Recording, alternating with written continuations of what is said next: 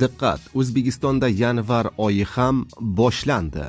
Pensiya pullari qachon to'lanadi? O'zbekistonda millionlab pensionerlarni qiziqtiradigan eng asosiy savol: yanvar oyi pensiya puli va ijtimoiy to'lovlar qachon xalqqa beriladi? Pensiya jamg'armasidan kutilmagan xabar. To'lovlar sanasi aniq bo'ldi. Kimlar avval oladi, kimlar kutishga to'g'ri keladi. Agar siz yoki yaqinlaringiz pensiya oluvchi bo'lsa, bu videoni albatta oxirigacha ko'ring. Chunki yanvar oyida to'lovlarda o'zgarishlar bo'lishi mumkin. Assalomu alaykum, hurmatli tomoshabinlar, tezkor yangiliklardan. Birinchilardan bo'lib xabardor bo'lishni istasangiz, videorolik ostiga like tugmachasini bosib qo'yishni unutmang. Like bosgan insonni Xudoyim doim qo'llasin.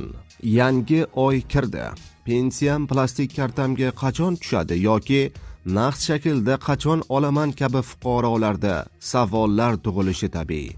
Pensiya jamg'armasining tuman shahar bo'linmalari har to'lov oyning 2-kuniga qadar to'lov topshiriqnoma vidimoslar shaklida va vidimoslar oyning 4-kuniga qadar pensiyani fuqarolarga yetkazib berish, ya'ni topshirish yuklatilgan tashkilotlarga taqdim etiladi. Ammo barchaga ma'lumki, joriy yilning 31-dekabrdan 4-yanvargacha bo'lgan kunlar Yangi yil bayrami munosabati bilan dam olish kunlari deb belgilandi. Shu sababli yanvar oyi pensiyasining to'lash muddati bo'yicha savollar yuzaga kelgan. Pensiya jamg'armasining ma'lum qilishicha, pensiya to'lovlarini har yili tasdiqlangan, ya'ni O'zbekiston Respublikasi davlat budjeti to'g'risidagi qonun asosida moliyalashtirish belgilangan. Bu yil ham 2026 yil uchun O'zbekiston Respublikasining davlat budjeti to'g'risidagi qonun bilan pensiya jamg'armasining 2026 yil uchun xarajatlari tasdiqlab qo'yilgan. Shunga kelib chiqib, yanvar oyi uchun pensiya to'lovlari bank plastik kartasi orqali oluvchi fuqarolarga 2025 yil 5-yanvardan boshlab yuklab berilishini ma'lum qilamiz. Shu kunlardan boshlab pensiya jamg'armasi tomonidan pensiyani yetkazib beruvchi tashkilotlarga ham mablag'lar moliyalashtiriladi.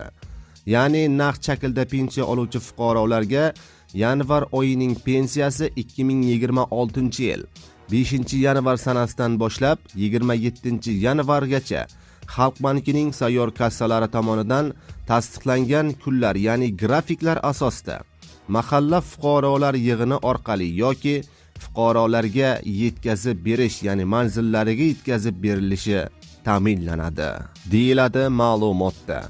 Aziz do'stlar, videorolik ostiga like bosib, videoni yaqinlaringizga ham yuborib qo'ying.